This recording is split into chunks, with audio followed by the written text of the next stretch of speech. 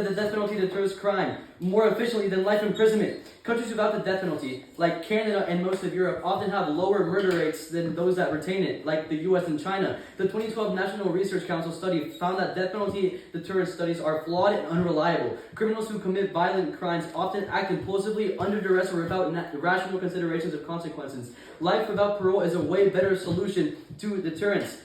Next, they say that it keeps people safe. However, this just simply isn't true. Life imprisonment without parole effectively ensures that dangerous criminals can never harm the public again. High security prisons are designed to prevent escapes, and instances of inmates escaping and committing further crimes are extremely rare. Additionally, the risk of executing innocent people outweighs any public safety benefit, showing that life without parole is a way better solution to keeping people safe. Next, they say that it's moral and that it has a moral and legal balance. However, this just simply isn't true. I can delink this argument by saying that many cultural and religious traditions emphasize mercy, rehabilitation, and human dignity. The global trend is shifting away from the death penalty, with over 70% of countries abolishing it in law or practice. A just society should evolve beyond outdated punitive measures, focusing on ethical and human alternatives like restorative justice and rehabilitation. Higher principles demonstrate a complete respect for life, even the life of a murderer.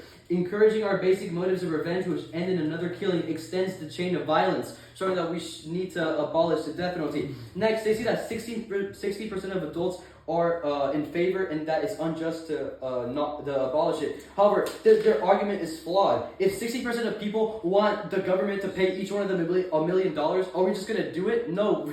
You cannot just say that we should not abolish it because 60% of people want it. It's not like... It's just flawed reasoning, and when we show that the benefits of abolishing it far outweigh from keeping it, so you need to vote AF. Next, they say that we need justice, and they keep mentioning eye for an eye. However, I'm going to say that justice should not be based on vengeance. The legal system should focus on rehabilitation and fairness rather than state-sanctioned killing. Studies show that capital punishment does not bring true closure to victims' families, as the lengthy appeal process prolongs their suffering. Many families of murder victims advocate for life imprisonment without parole, instead showing that we have a solution to all this, and life imprisonment without parole should be what we focus on. Next, I'm going to frontline. However, the rebuttal was basically an extension. They only have 2 points that I can frontline to, which is that they said that it's actually not unethical because it's painful and quick. However, this doesn't relate. All because it's painless and quick doesn't mean that it's not unethical because you're still killing someone. I can also turn this argument by saying that they say that they want eye for an eye. However, the killer of the murderer did not give their victims a painless, quick death. So to turn this argument, a real eye for an eye will be life imprisonment without parole, because you make them suffer in jail for a long time without being able to get out, which is actually what we need to do.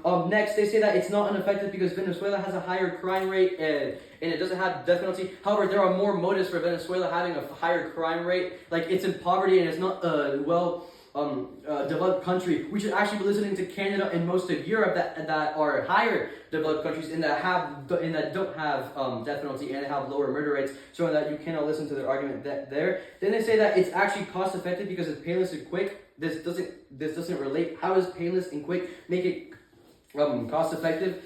And it just doesn't, because it doesn't actually deter crime. So now for the rest of this speech, I'm going to extend. First, they completely dropped the fact that it's actually it's racial discriminatory, and they also dropped the fact that it flagrantly violates human rights law. And yeah, so it's arbitrary and discriminatory manner without affording vital due process rights. They completely dropped this in first rebuttal, so you cannot listen to their argument there. And our first contention stands. Next, on their second contention about wasteful and ineffective, the only response they had was that it's actually painless and quick. This just isn't a response to our second contention. They also dropped the fact that it doesn't deter crime any more effectively, so you cannot vote for them when they dropped most of our first and second contention, and I rebutted every single point they made in first speech and constructive. So, Judge, I hope that you write AF on your ballot.